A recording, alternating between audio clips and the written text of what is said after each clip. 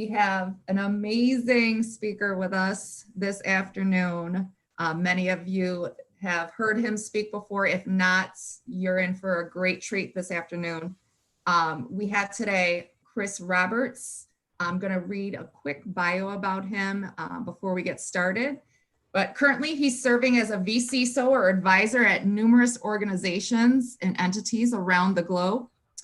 Previously, he's founded and worked with a number of companies specializing in darknet research, intelligence gathering, cryptography, deception technologies, and providers of security services and threat intelligence. Roberts is considered one of the world's foremost experts on counter threat intelligence and vulnerability research within the information security industry.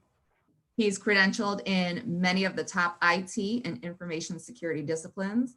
And as a cybersecurity advocate and passionate industry voice, Roberts is regularly featured in national newspapers, television news, industry publications, and several documentaries. He can typically be found waving his arms on stage somewhere, or now virtually on this I was going to say, not anymore. On stages, and hacking into whatever takes his fancy. As one of the well-known hackers and researchers, Chris Roberts is routinely invited to speak at industry conferences, CNN, the Washington Post, Wired, Business Insider, USA Today, all of them, Forbes, Wall Street, and numerous others have covered him in the media. I've also had the worst case scenario for those to jog your memory. Chris was a researcher who gained global attention in 2015 for demonstrating the linkage between various aviation systems, both on the ground and while in the air, that allowed the exploitation of attacks against the flight control system. And I do bring that up only because that was the year that I met Chris Roberts. I will never forget.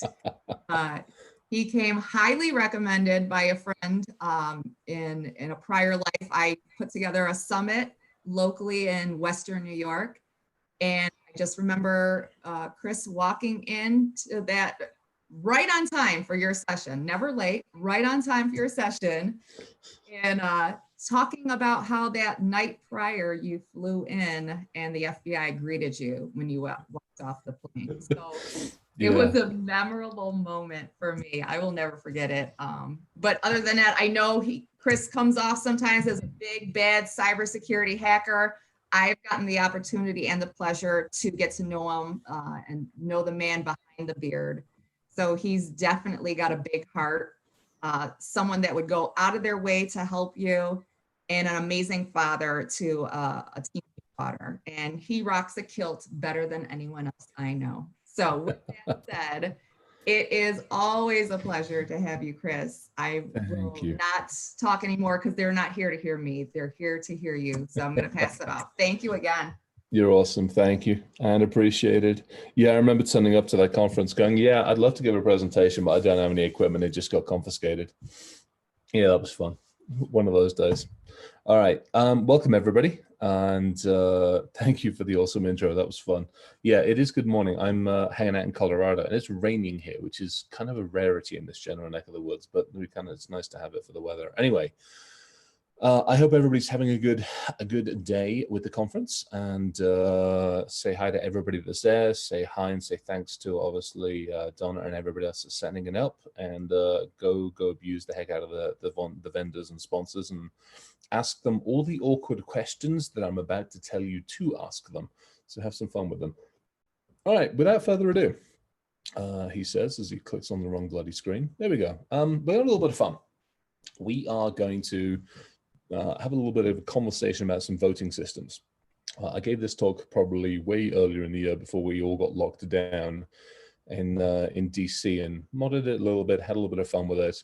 But I figure it's fairly topical given everything that we're going through and we're going to be going through in the next couple of months. Obviously, you know, the homage to the vote for none of the above, which most of us are trying to encode into as many voting machines as we can get our hands on between now and November. As was put out, quick intro, geek, researcher, hacker, and father. In fact, one of the dogs is currently laying down on the bed at the moment, just hanging out and not doing too much. Before we actually go any further forward, we are going to have the public service announcement.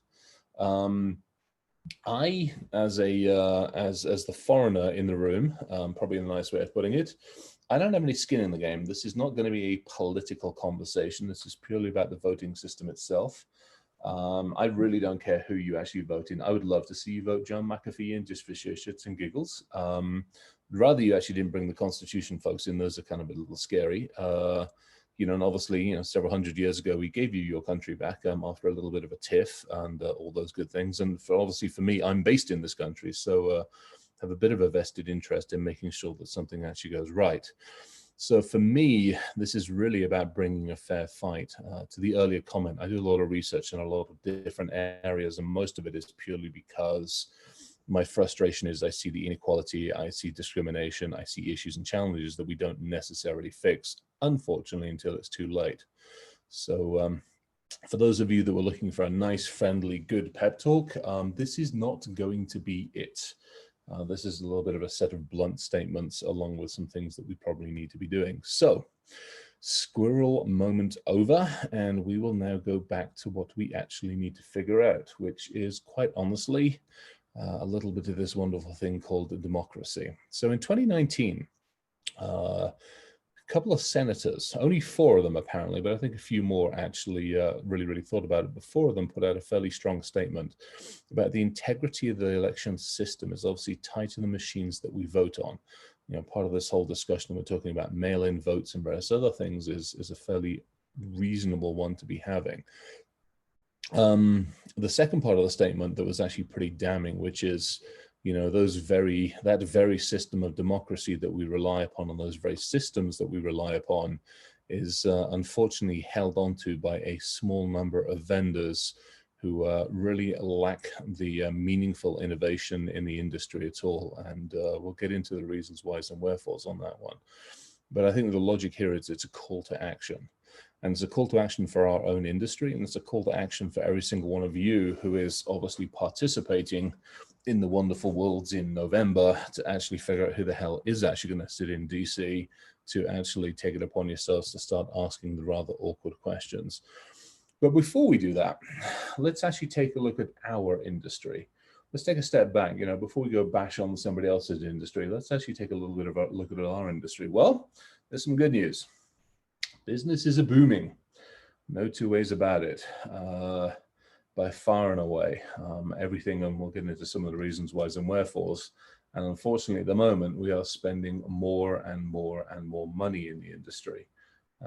Those numbers are obviously pre-lockdown, pre-COVID, pre-everything else. But we are still on track to be spending a crazy amount of money this year. And obviously, you know, the initial analysis is like, yeah, you're spending all this money and it's all wonderful. And so we must be doing pretty well at this. And unfortunately, no, we are not. Now, there's an argument to say some of that's likely to increase. If you look at the actual amount of increases we've had in crime since lockdown, it's ridiculous. I mean, there are some people saying the ransomware attacks are up like over 800%.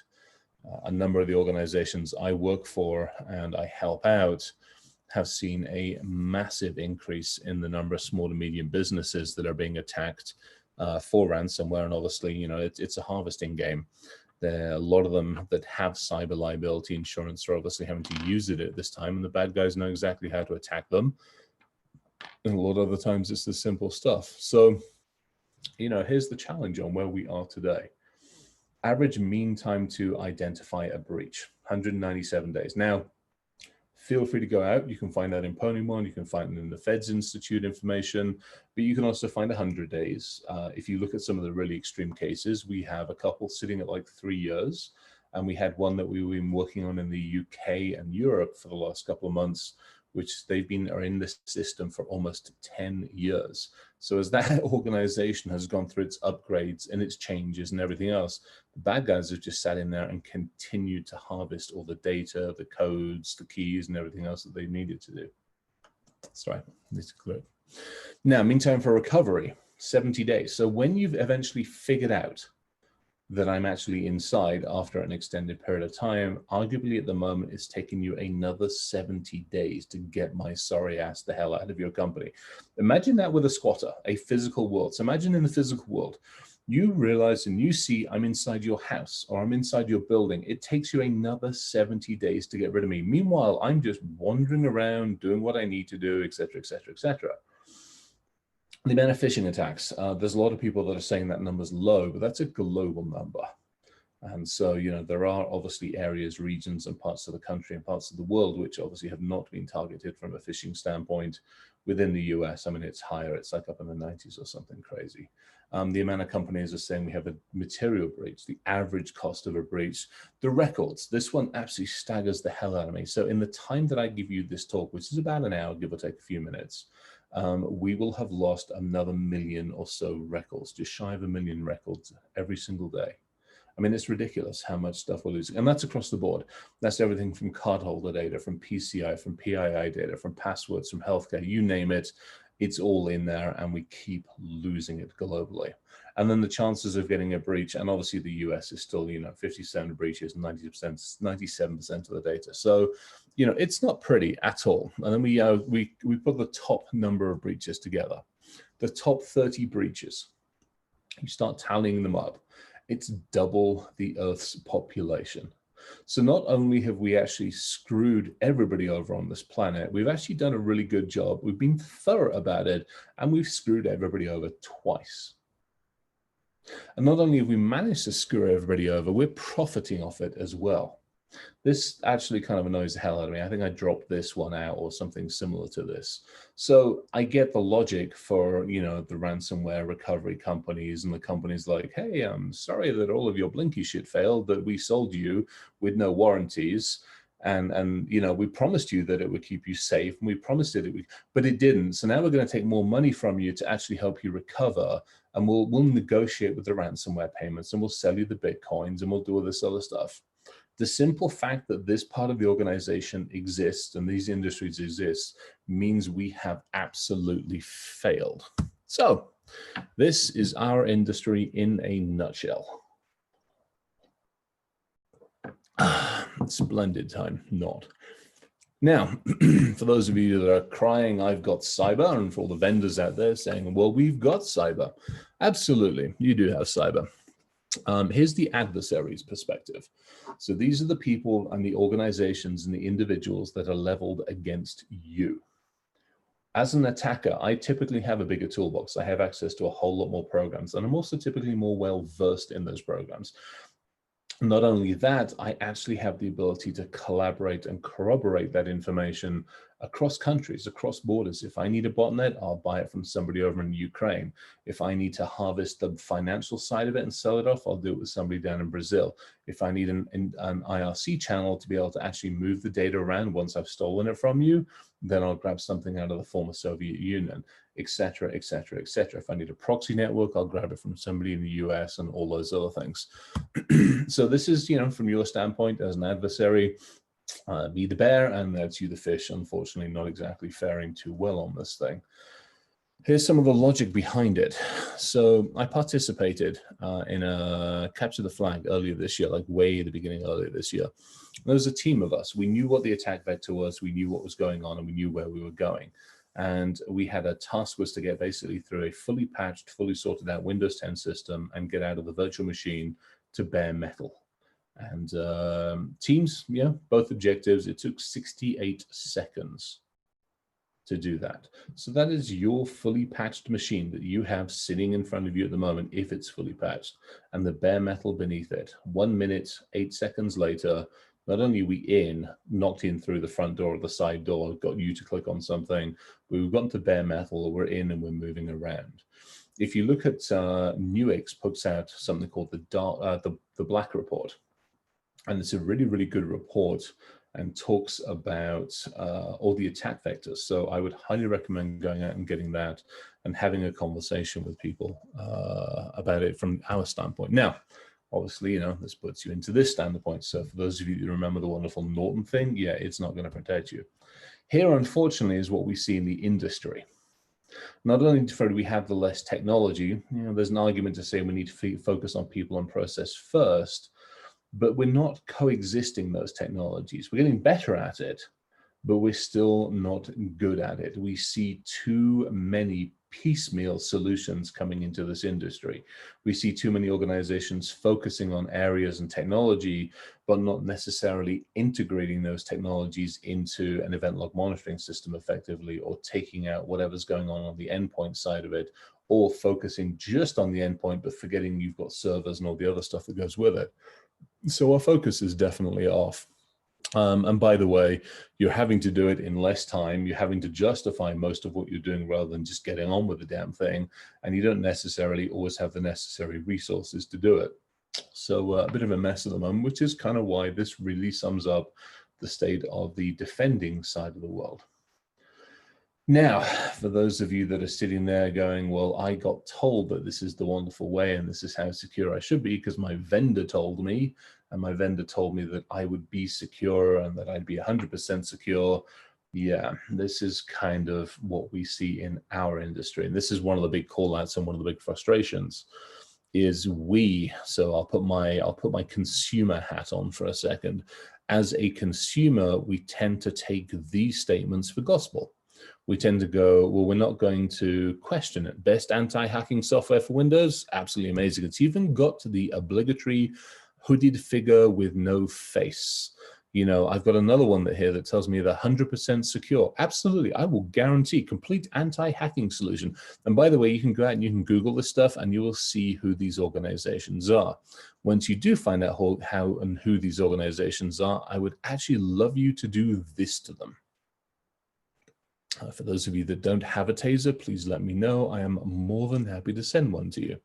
Now, here's the other problem with this. That is the vendor landscape. For those of you that have got binoculars, you're a better person than I am. It's busy out there.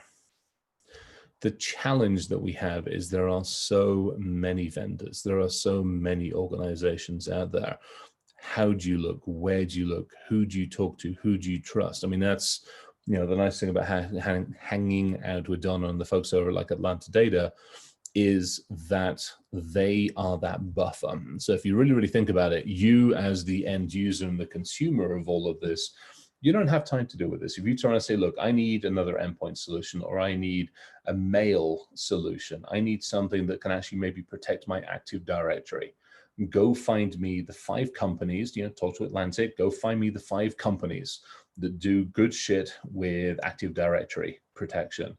And they'll come up with a bunch, they'll have Sempress, they'll have all the other guys in there, and they'll come back to you and go, look, these are the best ones. These are the ones we prefer. Here's the ones that we like. We will set this up. Use them as the buffer because you don't have enough time to do all of this. So, to me, that's the call out for those organizations like, no, I'm going to go it alone. I'm going to negotiate my own contracts. You will fail. There just isn't enough time to actually do it properly. So get somebody in the way and actually try and figure this one out. And the problem is with all of this and all of the tech, if you've actually implemented it, you're going to be spending a whole bunch of time just trying to actually get the poor people that you have monitoring these damn systems to not be suffering, obviously, it says, from alert fatigue. And here are some fairly interesting stats on whole alert fatigue. The one I both love and hate is that one on the bottom left. Percentage of respondents that ignore alerts because there are so many false positives, 31%. Alerts I receive lack actionable information, another 40+%. And then you start looking at the sampling and how many people. So what happens to how many alerts you process? 57% tune the policies to reduce the alert volume. We've failed. We are crying wolf too often. Again, one of the frustrations I see in our industry is we're not good at quantifying effectively, providing actionable intelligence, working with playbooks. So if I'm part of a vendor solution, what can I help you determine next? We see SOAR technology, so security orchestration technologies, trying to tackle some of this. But again, we're all unique organizations, and how do we actually build that effectively into a solution? So some interesting questions to really ask your vendor. And then really, let's be perfectly honest. It is when. There's no if, ands, or buts about it. It's when something happens. How prepared are you going to be? How well organized are you going to be? Or are you really just going to be sitting here somewhat narcissistic? You know, as an industry, as a security industry, unfortunately, we tend to be led by our own marketing messages and we believe our own hype. We have drunk the Kool-Aid and it's not good. You know, I'm actually in the middle of putting a compendium together. Something that'll probably get released. I think the first release is going to come out in the next few days or something like that. We're putting a compendium together. We're taking as many of the acronyms and as many as the names that we use in the industry. And then what we're doing with that is we're turning it into simple, plain English. So if I talk to you about computer security or cyber, or I talk to you about a pen test, or I talk to you about, you know, scanning or sniffing or patching, what does that actually bloody mean in plain, simple, usable English? How can you take that and use it with clients and customers as individuals? How can we actually help you understand this? So we're trying to do as much as we can to strip away the BS. And then obviously the challenges and issues. I put a post out on LinkedIn last night, early this morning, about artificial intelligence. One of the organizations I'm actually helping out, we're shining a light on all of this AI bullshit because so many people hide behind it, but haven't actually figured out what the hell it means. So we have our work cut out for us. No two ways about it as far as this goes. So, you know, let's talk about voting. Let's have a little bit of a conversation. I'm going to grab some water. All right, so we are going to skip past the midterms because, you know, they were a mess. There was a whole bunch of rubbish that actually happened. We will ignore some of the stuff so far this year that you have a background in the voting systems. South Carolina, there was I mean, we'll go through some of it. It was actually kind of fun and kind of scary if you think about the midterms and actually some of the stuff that's actually happened in the last several months. South Carolina, machines were changed, calibration issues, so the votes were changed. There were numbers in Georgia, people, you know, the voting machines weren't working. Michigan voters were being turned away because, you know, Detroit systems weren't working. Polling machines weren't working properly. Voting systems weren't recording properly. Technical glitches that were happening that were reducing votes, deleting votes, passwords that were wrong, people that didn't know how to log in. It's a shit show out there at the moment. It's probably as nicely as we can put it. And as we were talking about passwords, let's have a bit of a conversation about those very machines that you are entrusting your democracy to. So I've done a fair amount with voting systems, and we have actually, I mentioned it a little bit later on, we talk about in DEF CON, we've got the voting village. Over the years, I think I've dropped now about a dozen or so vulnerabilities into those guys. Here are some of the wonderful passwords that are currently being used by those voting systems protecting your passwords. ES&S, obviously, in Everest being used by one of the very well-known organizations. No Passwords, one that you found in another. This was great. So leaked voting machine password, North Carolina's election woes. So that was June 2019. So yeah, about a year ago now. By the way, not much of this has changed. And please notice the passwords that they why bother redacting it at this point in time? Because all you've got to do is take that picture, run it through the Google image search, and all of a sudden you find the unredacted passwords. Or you can actually go out and do some OSINT work and actually look at the passwords anyway. Now, if we take that wonderfully amazing, complex, and I'm going to secure your vote password, and we run it through the reference of how quickly it takes to actually break passwords, we see the length of characters as being, you know, whatever. Mixed or only numbers or uppercase or lowercase. So at the worst and best case scenario, it's going to take us a number of seconds to break it. So welcome to voter security. So yeah, one facepalm at this point in time really isn't enough on this one. Now, if we go back to that slide and we go like, well, you can't find that password easily because it's encoded. Well, let me share with you a little bit of Google Foo and a little bit of the wonderful internet. If you use Google Foo and you search for election central menu password, as it shows on there, it will bring you up exactly the number of passwords that it's actually using. So if you find yourself at some point in time in the future sitting in front of one of these particular ones, and by the way, you can Google whose it is, and it'll tell you, and feel free to get into the main system, change everybody's votes, vote for none of the above, have at it. You know, just enjoy yourself as far as this one goes. Now, how do we do this? This goes back to plain and simple open source intelligence gathering. This is just you asking another question, doing a bit of legwork and actually putting some time and effort into this. This isn't just a blind trust. And this goes back to how we deal with our own industry. This goes back to how we deal with people. This goes back to everything. I mean, one of the biggest frustrations we're seeing with the voting coming up to November is disinformation. You know, we tend to believe what we see. We don't trust and validate. So this is almost a call to action for that as well. When you're looking at the voting systems, obviously, look at the instruction manuals, look at the passwords, the configs, the settings, the images, you name it, you get it. But also that little pinwheel that's on the right that unfortunately is too small is all of the social media and all the areas that we tend to put data. Upper right-hand side was a transform that I ran on some interesting stuff that we were dealing with people meddling with our election system and all of the bots that are actually having fun putting false statements and all sorts of interesting stuff. So yeah, we're a bit screwed from a password standpoint and an OSINT password. Well, you know, the software, somebody has taken time, they've coded the software properly, there's no bugs in it and anything else. So yeah, if you actually believe that one, you're kind of screwed as well. So this came out of Micah Scher, a PhD individual who actually went through ES&S systems. As it says, top one, almost actually 1 million lines of code, which actually isn't that much, to be perfectly honest. But it's written in 12 languages for 5 different hardware platforms. Yay, complexity, yeah, not good. Security bugs strongly suggest they did not perform an adequate level of code analysis. What they basically meant is they wrote it, crossed their fingers, and chucked it down in production. Unfortunately, kind of the same way that we see a lot of issues going on these days. And then, as it says, another tool, hundreds of potentially exploitable software bugs were immediately exposed. I think somewhere in one of these slides I have it, but I'll mention it now. If you look at the statistics, just the standard ones that are out there, on average, for every 1,000 lines of code, there are between 15 and 50 errors, bugs, flaws, whatever you want to call them. So now you multiply that by 670,000, and all of a sudden you realize how buggy our code potentially is for everything that's looking after us. Here's actually some of the other findings that were on there as well. Top one's fun to me. Malicious software running on machines can steal votes. Now, what they want to do with those votes is entirely what they want to do. But that software can also modify records, logs, controls. Basically, it's the same thing with your computer system. If you get infected, if something happens to your system, the ability for that software to cover its tracks so it doesn't leave an audit log, you from a forensic standpoint, it's going to be hard to do. As it says, that next one down, forensics finds nothing amiss.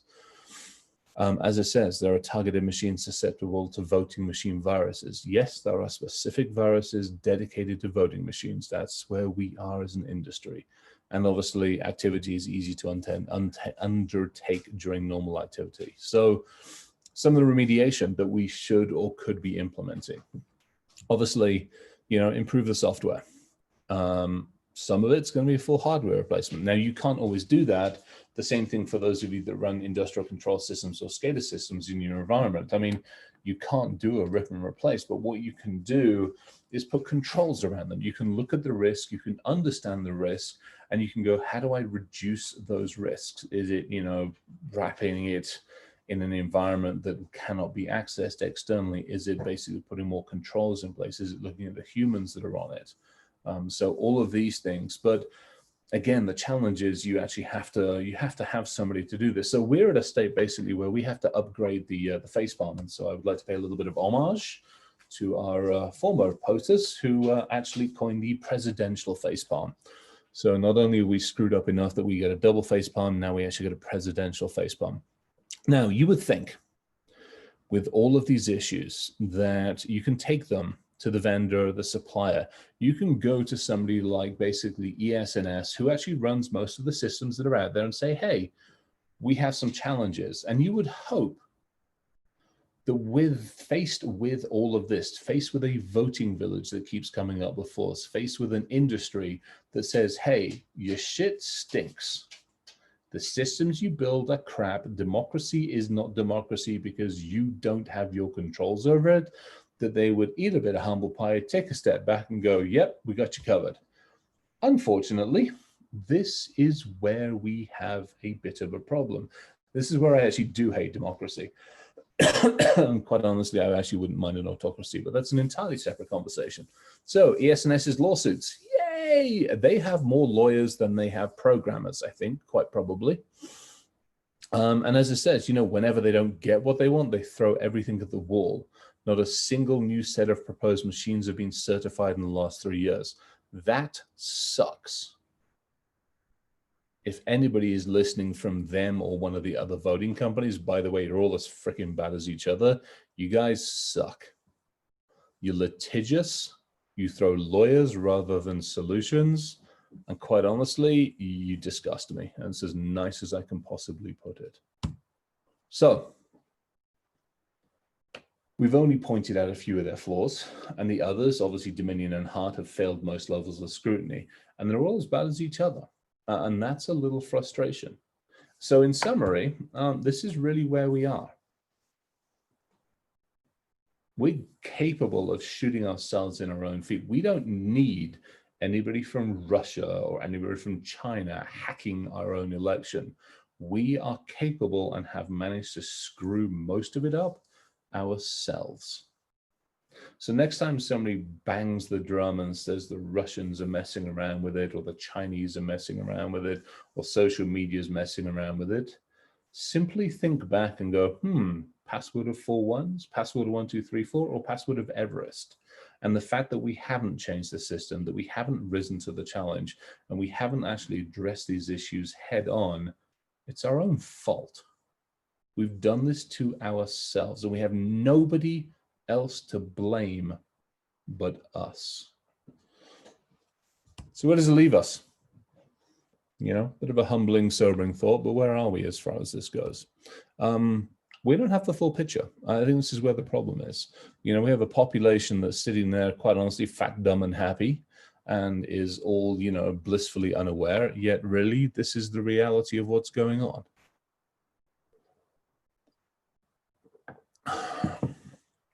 Not quite true, though. As I said, and as I alluded to earlier, there are some folks who want to make a difference. You know, this was August 2019. In 2018 as well, we had the voter village. You know, voter system hardware remains. These are some of the, I mean, there was an entire report that came out from DEF CON 27. There's an entire voting village report. Please feel free to go through it. You know, I remember contributing over a couple of years that we went through actually how many voting systems were vulnerable. I think if memory serves me right, there's a couple of news stories out there about a young kid coming in and demonstrating how vulnerable they are. And really, this sums it up. The voting village in 29, the independent security experts and hackers are stepping into the breach. We're there. We're trying to help. We're trying to help everybody, election admins, policymakers, and people to actually make a difference. And I have to give a huge, huge shout out to the folks that run the voting village. I mean, like a massive shout out to them because they're amazing. But the problem is so we have a clue, but unfortunately, there really are, we are still screwed because it's simple. Rather than us look in the mirror and go, hey, we have a problem. By us, I mean, you know, ES&S, Hart, and some of the other folks, we much prefer to blame somebody else.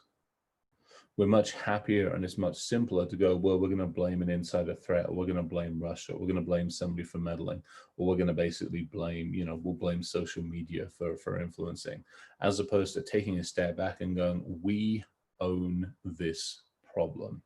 We use lobbyists and we use lawyers to cover up the issues, and we hope that nobody's actually going to pay attention. So here's an interesting one on who to blame. So we always talk about election meddling, and you know, we stand there on our high chair and we blame everybody else for messing around with elections. And these are some fairly interesting statistics. There's actually some very empirical research that's been done, some really good research that's been done on this. And as it says, really the countries intervening in most foreign elections, that'll be us.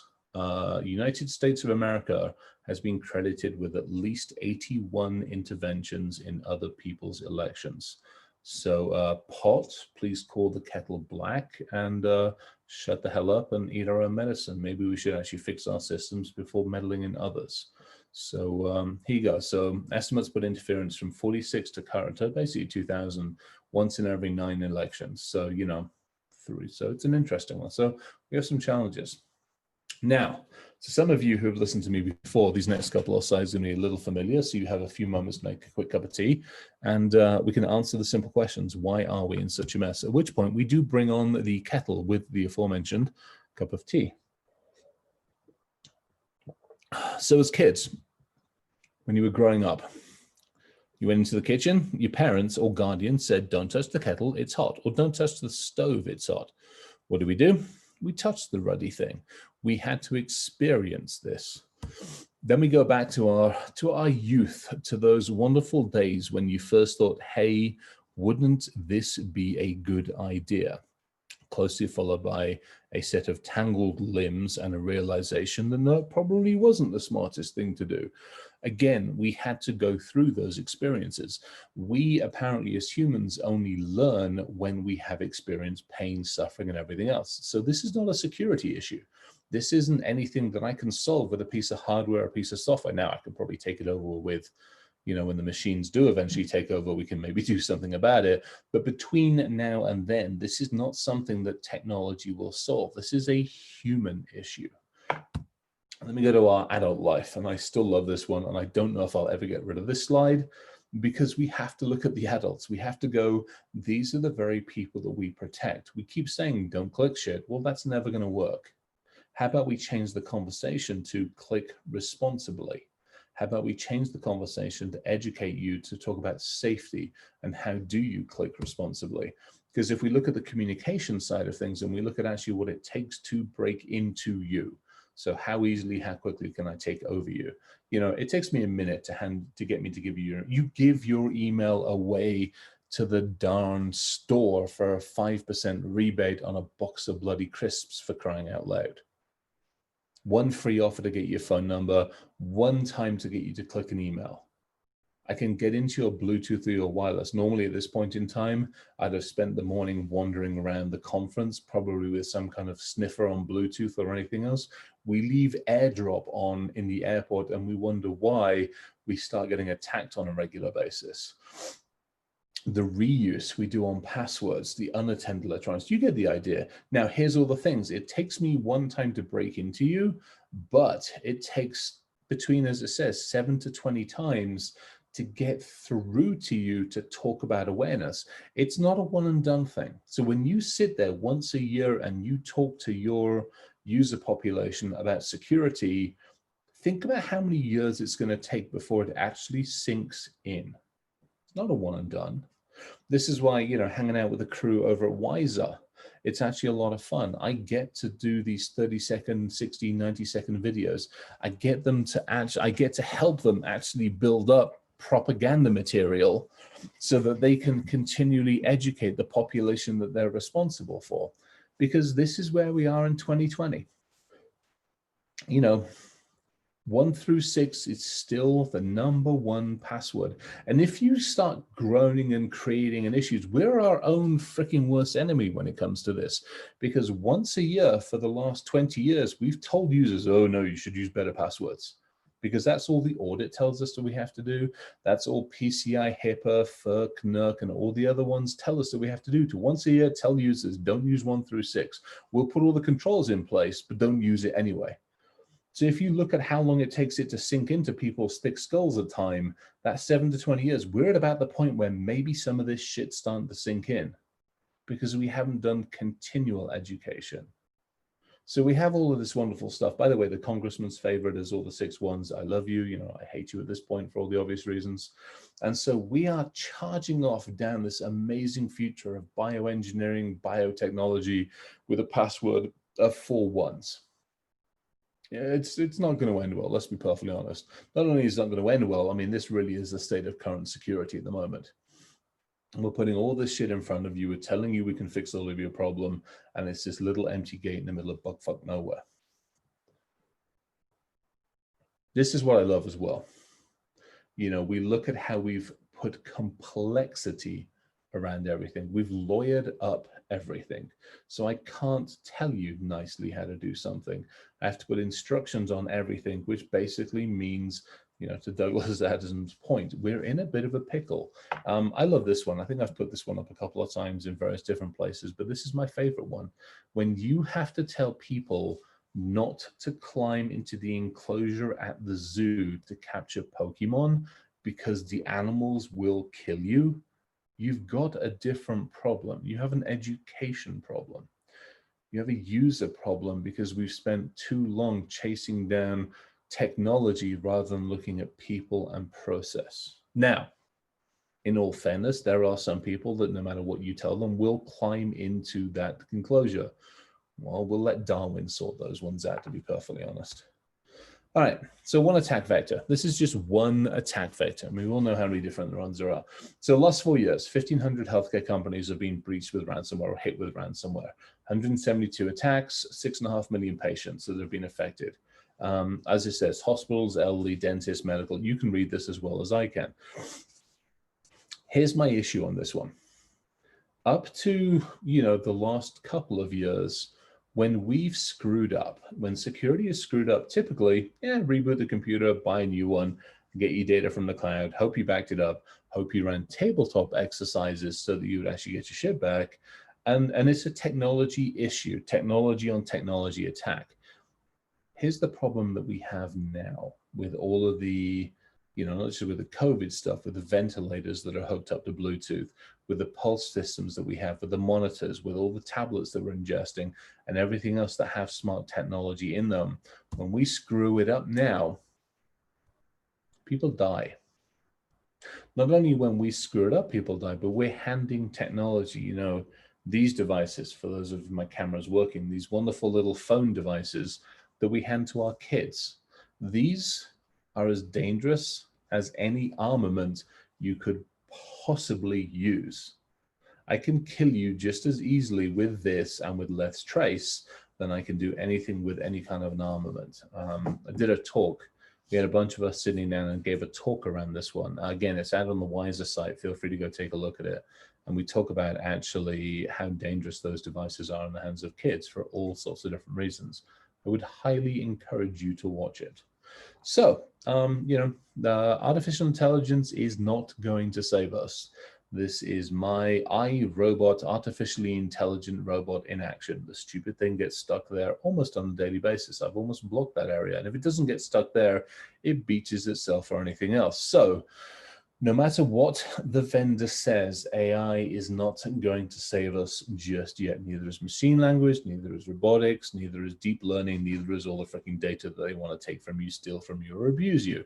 It's not going to save us. We ourselves have got to be the masters of our own destiny, which is where we get into the what are we going to do about it. So how about we just talk with each other?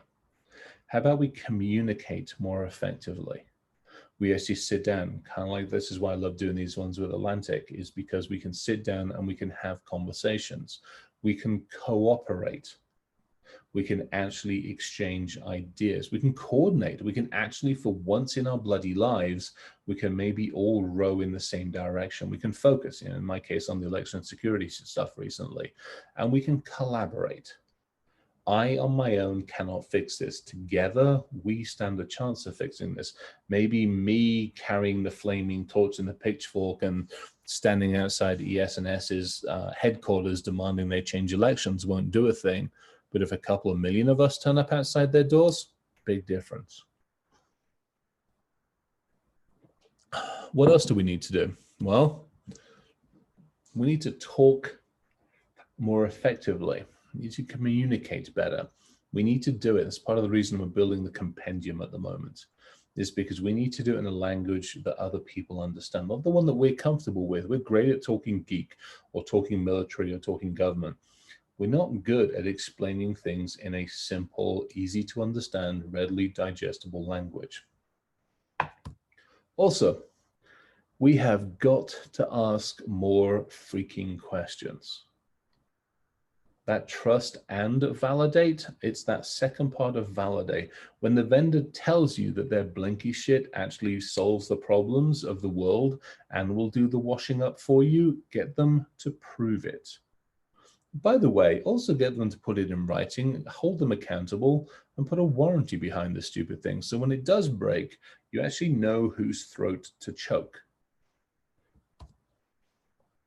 Back to the collaboration, dev and sec and ops working together. This isn't a fact of who we blame. This isn't the fact that we already know that, you know, developers suck at coding, security always says no, and operators always complain. Great, congratulations, welcome to actually stereotyping.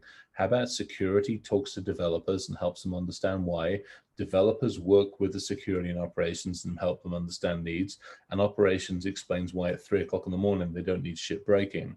All three of the teams working together in the same area, maybe job swapping a little bit. It doesn't mean that security has to code, neither does operators, but it means we need to understand each other, something we're not good at doing.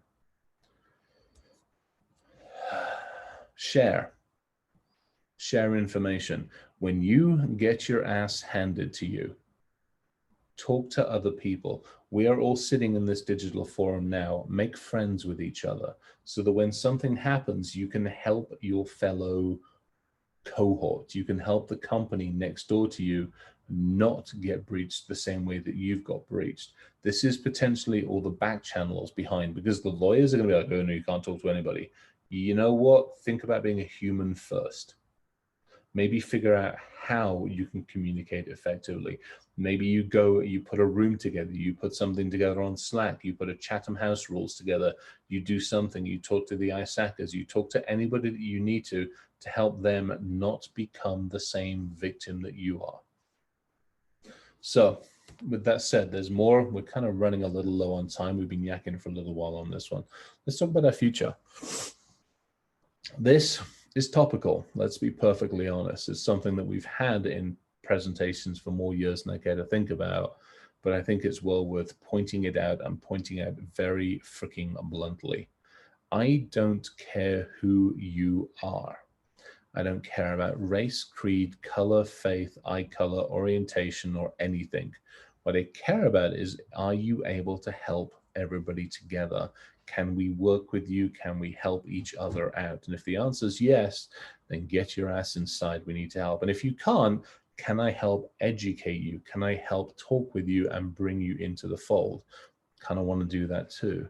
This change that we talk about, it's going to take all of us, and it really is going to take all of us. It's not security's problem. I saw a post on freaking LinkedIn the other day, and it was like, oh, whose role is security? And it broke it down, and I'm like, where is the all column?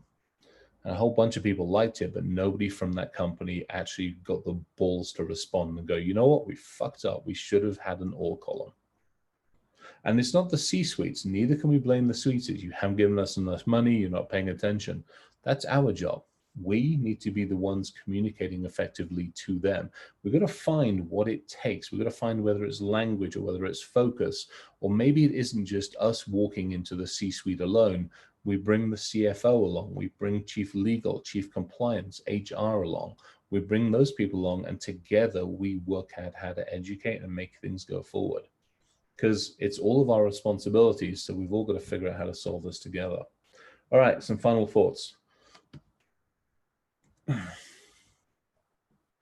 We've talked about technology. We've talked about how to ignore technology. We've talked about how to focus on the people and the process. And I think that's the biggest thing for me, is we tend to have forgotten the people. We've already gone charging off down the line saying tech is going to solve it. Well, it isn't. Congratulations. Doesn't mean it's not going to help and it's not a good tool to use, but we have to get the people right. And not only do we have to get the people right, we need to get the process right. Perfect example, tabletop exercises. When was the last time you ran an effective tabletop exercise that wasn't just a bunch of you sitting around a table basically playing the business equivalent of Dungeons and Dragons? Did you bring in HR? Did you bring in development? Did you bring in legal and compliance and everybody else? Because if you didn't, you didn't do it right. And if you did, congratulations. Hopefully you run them every 3 to 6 months. Practice makes perfect. This is my other favorite one. We are really, really good at blaming everybody else. Sorry, that was my daughter sneezing. Bless you. We are really, really good at blaming everybody else apart from ourselves. We don't like to look in the mirror and go, it was our fault. We love the idea of hacking back. Well, don't do that shit. We love the idea of blaming somebody else. Don't do that shit. Look in the mirror and go, what could I have done differently? And how can somebody else learn from my mistakes? And I'm going to freaking tell the world about it.